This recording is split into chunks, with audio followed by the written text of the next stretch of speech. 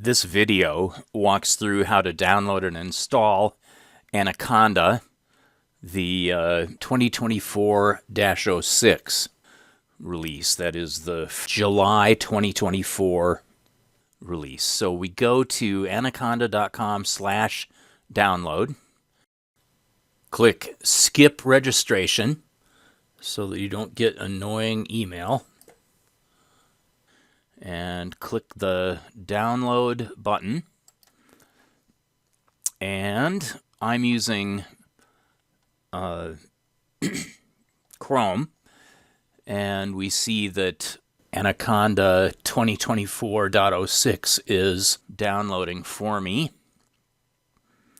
And now it's done. So I will pull up my file manager in my download directory. Here we go, and here is the installation program that I've just downloaded, Anaconda3 2024.06. I'll double click that, and there's a certain amount of waiting involved as you're doing this installation. I'll clip out some of the waiting time.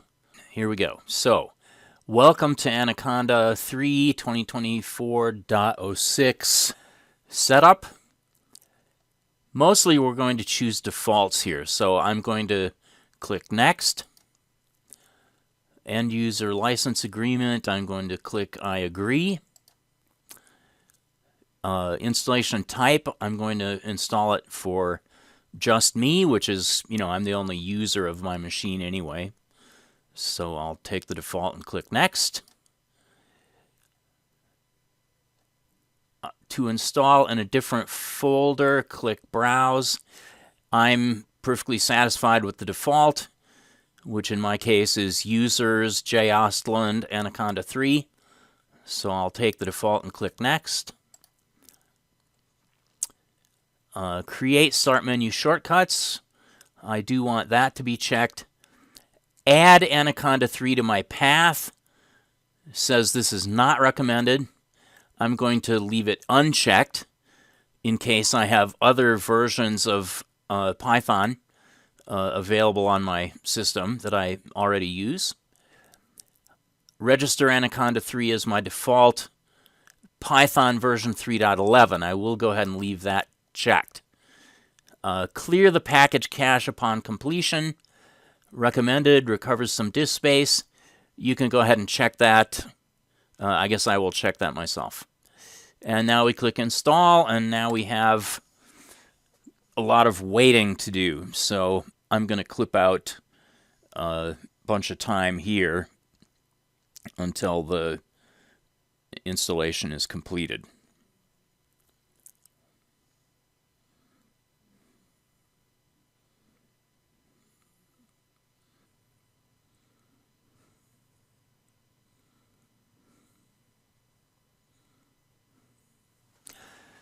All right, finally we got to installation complete. For me, that took about 9 minutes. May take more time or less time for you on your machine. I'll click Next again. Everything you love, blah, blah, blah, Jupyter Notebook. I don't want to code in the cloud. I want everything to be on my own machine, so I'm going to just click Next. Here are some useful resources to get you started. Launch Anaconda Navigator, getting started with Anaconda distribution. I'm going to uncheck these. You can leave them checked and read through that stuff if you are interested, but I'm just going to go ahead and click Finish. Okay, and so I have now successfully installed Anaconda on my machine. All right, well, next we're going to take a look at how to gain access to some of the integrated development environments and shells and so forth that we get as part of the Anaconda installation. And I should have mentioned earlier that I am working on a Windows 10 machine. You will have to follow a somewhat different process if you're on a Mac, possibly a little bit different if you're on a Windows 11 machine. But basically, in anaconda.com/download. Click the download button. The system will be able to identify what kind of machine you have, and then follow through as appropriate to install Anaconda. Now, once you have Anaconda installed on a Windows machine, there are certain applications installed as part of Anaconda that you're going to want to have convenient access to. So I'm going to click my Start button, and here I see my Anaconda3 folder containing the top-level applications.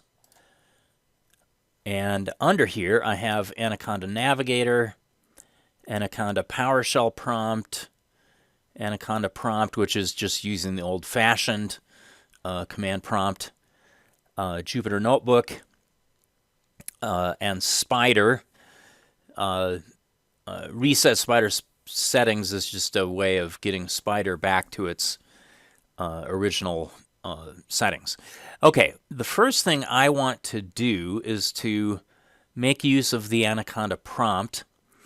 This will give me an ordinary command prompt window that is aware of the path or location for all of my Anaconda-related software.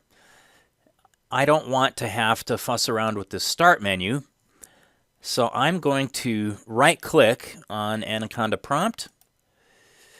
I'm going to go down to where it says More, and then over to Pin to Taskbar.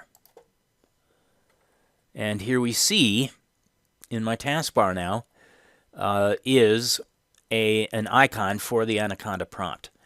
I'm going to do the same thing for the Spider integrated development environment.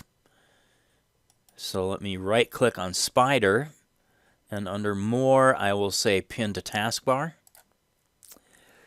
And also I want to do this for the Anaconda Navigator. Now on Windows, I won't probably use the Navigator much, but on a Mac, this will be a very convenient tool for you to use to access the other applications. So I right-clicked on Anaconda Navigator, down to More, and I'm going to Pin to Taskbar there as well. All right, so now I have in my taskbar the Anaconda prompt icon, the Spider icon, and the Anaconda Navigator icon. There are many, many different integrated development environments that you can use to do Python programming. The very simplest one, which I actually don't recommend that you use for your own work, but I do like to use it for my lectures exactly because it is extremely simple. So I'm going to launch the Anaconda prompt window. Here we go. And you can see it looks like an ordinary command prompt window for Windows. It just has this notation over here, base, to remind me that this thing is aware of my Anaconda development environment. Now in here, I can run the very simplest integrated development environment available for Python, which is idle, I-D-L-E.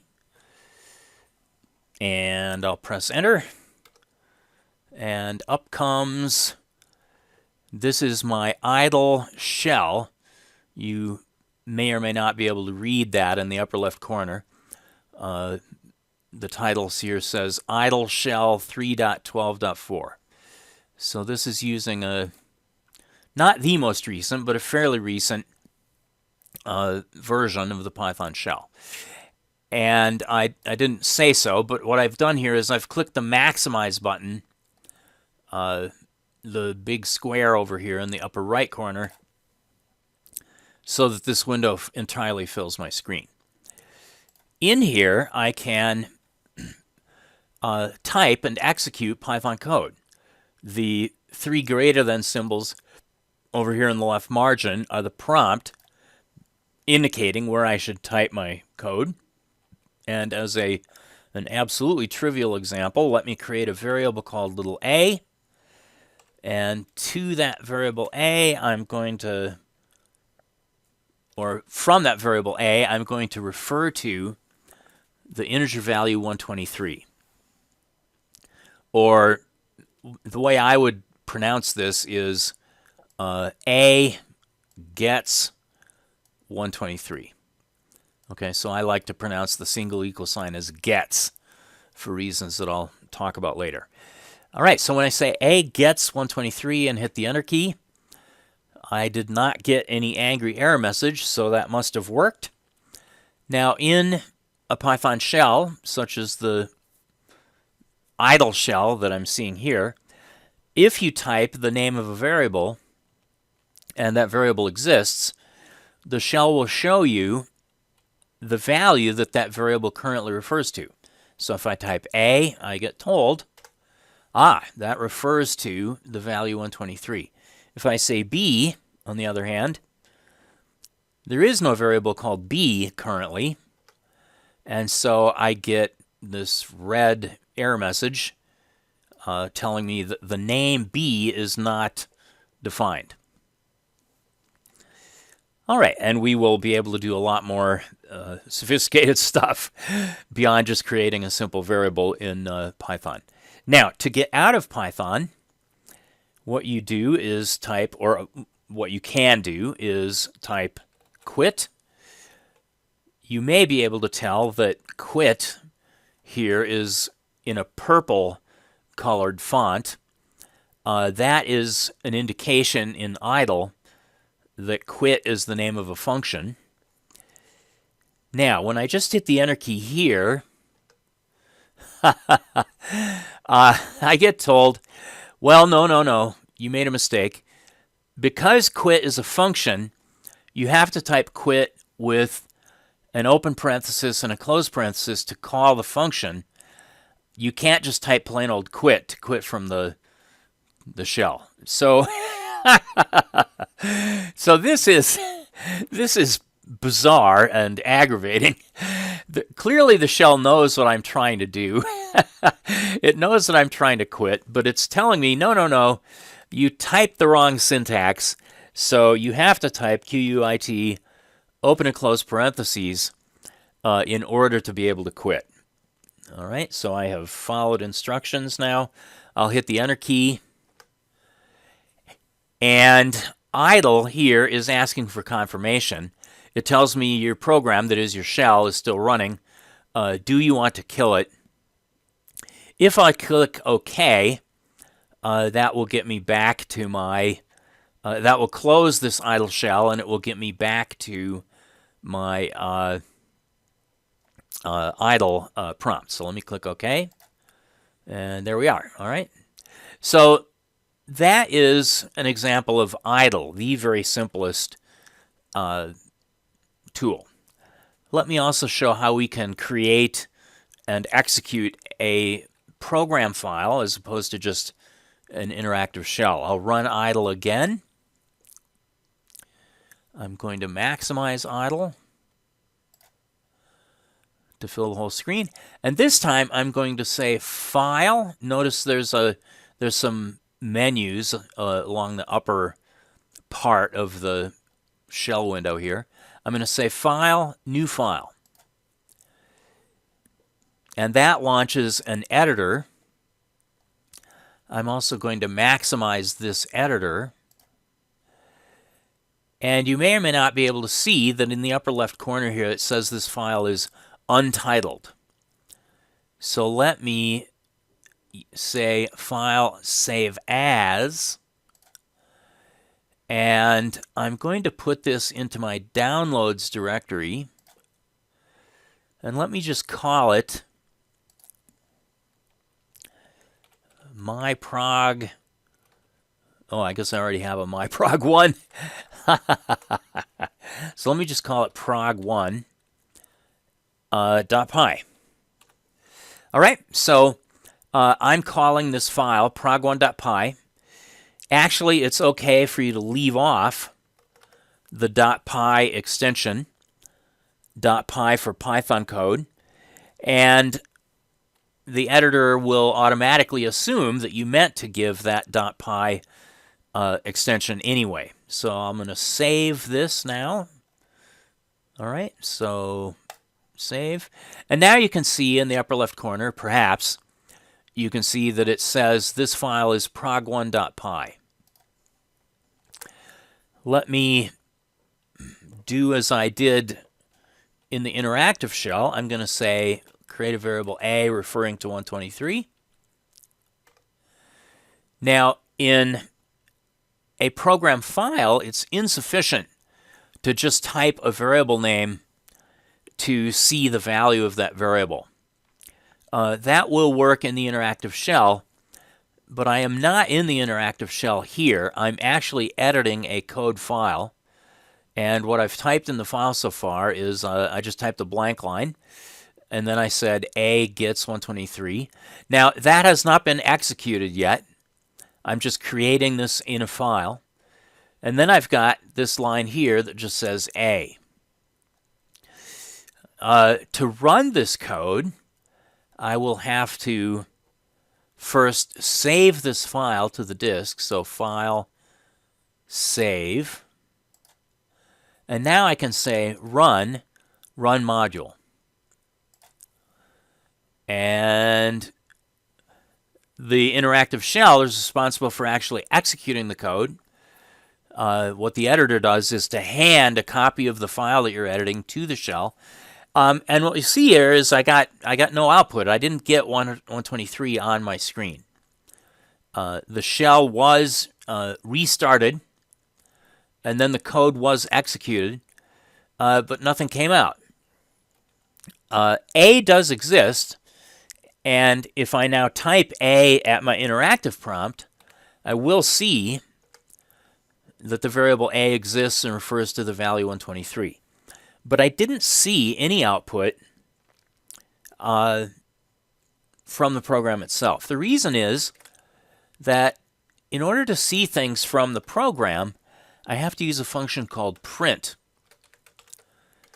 which displays values to the user screen. So here I'm going to say print A. You may or may not be able to see that there's a little asterisk next to the file name in the upper left corner here. That asterisk indicates that I have not saved the file. I can, as I did before, I can say File, Save, or notice that there's a shortcut key for saving the file. I can instead just press Control S. So let me do that instead. Let me press Control S. Control S. There. And when I hit Control S, the asterisk went away. And now I can run the module. And actually, this also has a shortcut key. I can just press the function key, F5. Let me do that. So I'll press F5. And this time, when the file gets handed off to a restarted shell, because I said print A, I did get 123 on my screen. Okay, so that is an extraordinarily trivial little program file written using idle. Let me get out of here. Now, I can say File, Exit Idle, or I can just click the close button in the upper right corner. So I'll just close that way, and I can close the shell that way too. And now I'm back in my ordinary command prompt. So idle is one way of testing Python code and also creating Python programs in files that you can then execute. A much slicker, a much nicer interface for doing this is this thing called Spyder, S-P-Y-D-E-R. Let me launch Spyder. Okay, it's coming up. It takes a while for Spyder to come up. Spyder version 5, initializing. Chug, chug, chug. Loading, loading, loading, loading. Okay, now, I have previously done some work with Spider on my system. And Spider automatically remembers the most recent thing that you did, which was why on my screen in this left-hand side here, a code file with a whole bunch of code in it showed up initially. But I just closed that code file by clicking the X for the code file. And if there's no code files currently open, by default, Spider will automatically create for you an empty file called untitled something. In my case, untitled 0. It will put this thing called a comment at the top that tells your shell what character set this code file is written in. UTF-8 is the most widely used character set for files and programs found on the web. In the US, fortunately for us, since we have a relatively small character set in US English, UTF-8 contains within it the so-called ASCII character set, which is a 7-bit character set containing all of the lowercase American English letters, all of the uppercase letters, all of the digits, punctuation marks, and so forth found on a standard American ASCII keyboard. English keyboards in the UK and elsewhere will have a few differences. They'll have a pound sign on them, where we have a $ symbol. They're fairly, English-based keyboards tend to be pretty similar. In any case, so this file gets created by default, and what it has within it is this thing called a comment at the top. And then there's also automatically a string contained between triple double quotes saying who created this file and when it was created. So this file was created by me, Jay Ostland, at 8:03:35 p.m. on Saturday, August 24. All right? All right, so this is my editing window in which I can type programs. Now, instead of having a separate entire window for the shell, in Spider, the shell is contained in this window in the lower right side of Spider. And I can increase the size of the shell window by just pointing at this divider line and holding the left button down and dragging up. All right, so now I have both the code file window, the code file editing window, and the interactive shell window all together on the same screen, which is quite convenient.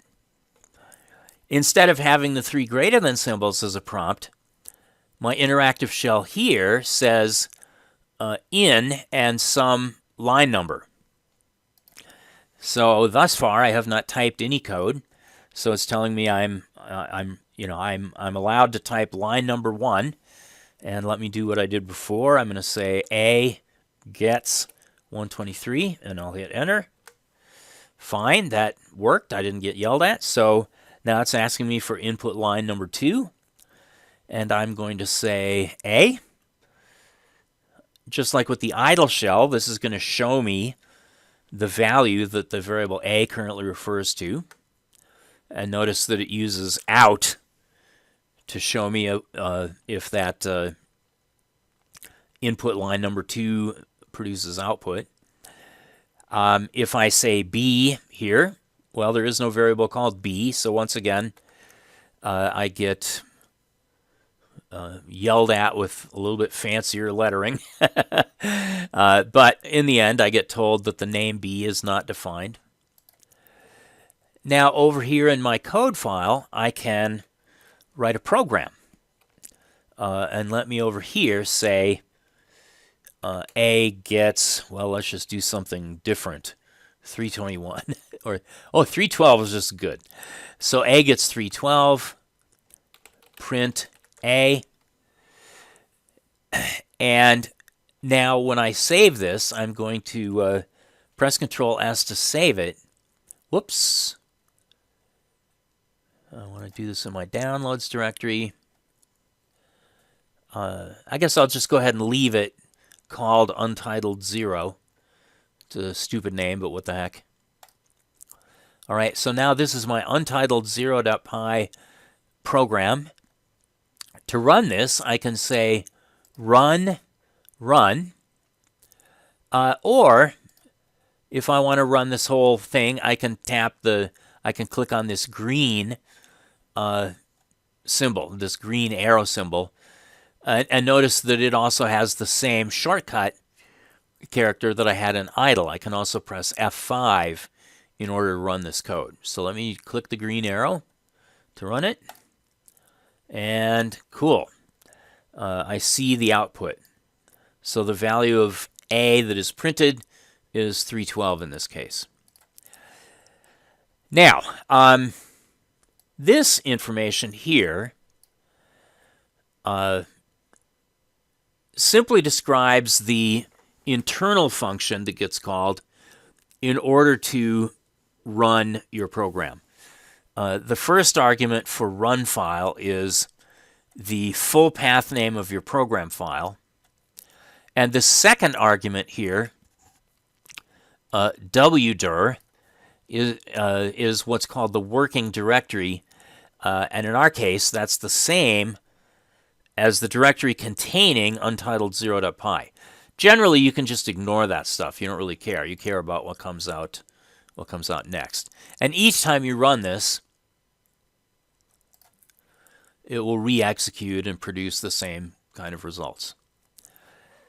All right. So again, a very trivial little program here, but that's a quick illustration of how to use Spider to write and execute Python code. And I can now get out of this by saying File, Quit, or I can just click the close button in the upper right corner. Either way. And I do want to point out that unlike idle, which starts over from scratch every time you run it, Spider is smart enough. Let me launch Spider again. Spider is smart enough to remember what you did last time. And so I will pop up eventually, there we go, with this Untitled0.py program in my editing window, ready for me to do more work with that program. All right. Finally, let me show you the navigator. Here is the Anaconda navigator. It also can take a little time to come up. It sometimes will kind of flicker these green circles on the screen. There we go. Initializing.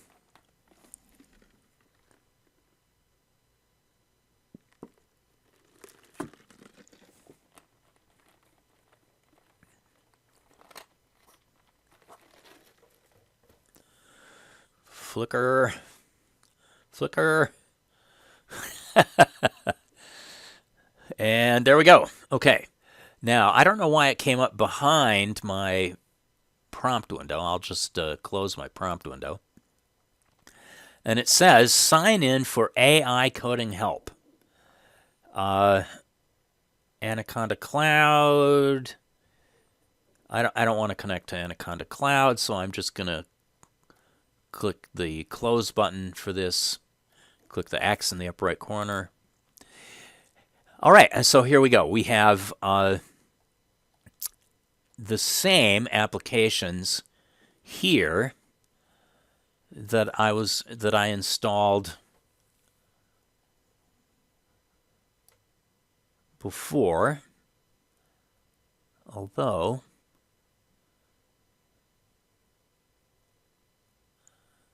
here we go. Okay. Okay, so command.exe prompt, that is the ordinary Anaconda aware prompt window that we saw. So if I click launch of command.exe prompt, that will give me this same command line window, and from within here I can run idle, etc., etc. All right, I'll close idle now and close that window. All right, so that's one thing you can do from within Navigator. If you're familiar with Jupyter Notebooks, you can launch Jupyter Notebooks from here. Here is good old Spider that we just looked at, so let's launch Spider.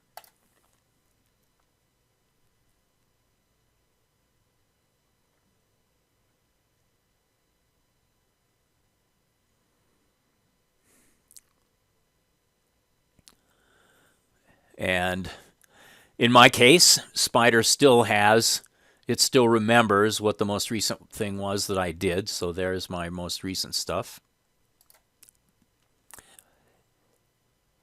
All right, so that takes care of getting your taskbar set up to contain icons for the applications that you're interested in, and also an example of using idle, an example of using Spider. All right, so I'm going to close Navigator, and there we are.